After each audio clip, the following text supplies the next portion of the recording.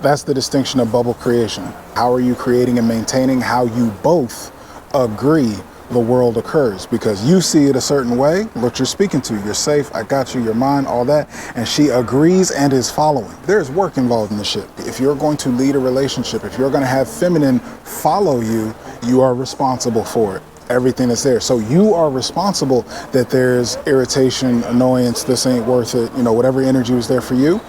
It's your responsibility of the feminine exhale that's not present. She's got 20 more questions. She's got more insight. Like you said, for you, the world occurs. I've been honest. I told you everything. You know what it is. You said you were good with this. All that logical stuff. We checked all the boxes.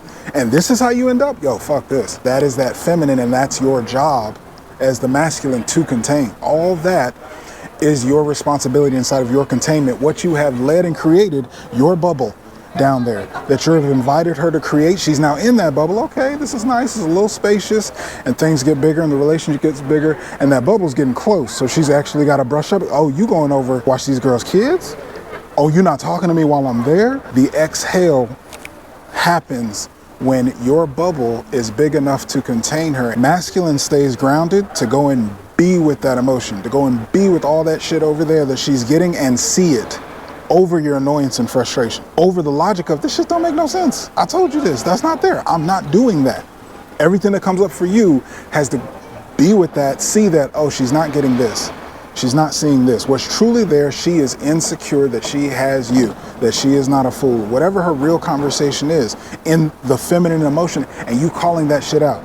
Look, we talking about all this, you got 21 questions, but truly you don't feel that X. Really, you're over there worried about Y. You can't see that it's Z. See, that's her trying to lead to make me feel better. Let me ask you this question. If I get this information, I'm gonna feel better. It'll all make sense.